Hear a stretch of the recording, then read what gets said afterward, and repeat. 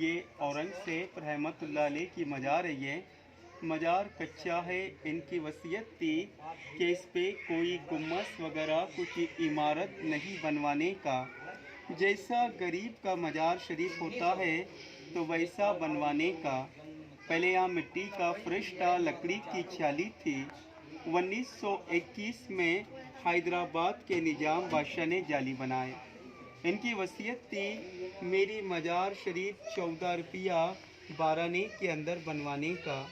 ٹوپی کی سلائی کرتے تھے، قرآن شریف کی لکھائی کرتے تھے، اسی پیسے میں مزار شریف کو بنایا گیا۔ سامنے لکھا ہوا ہے عربی میں هو الحی القیوم، اس کا مطلب ہوتا ہے کہ رہنے والی ذات اللہ کی ہے۔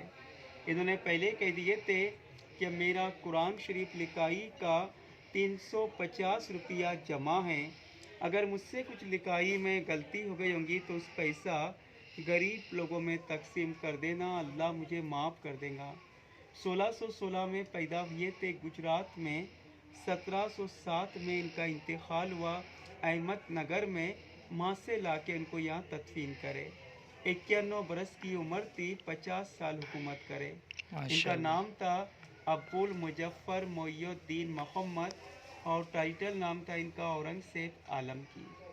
ماشاء اللہ۔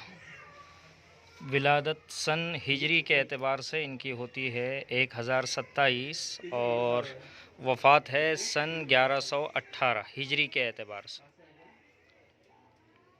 اللہ تبارک و تعالی پورے عالم اسلام اور خاص طور سے ہندوستان اور ہندوستان کے مسلمانوں کی طرف سے حضرت اورنگزیب عالمگیر رحمۃ اللہ علیہ کو جزائے خیر عطا فرمائے، جنت الفردوس میں اعلیٰ مقام نصیب فرمائے۔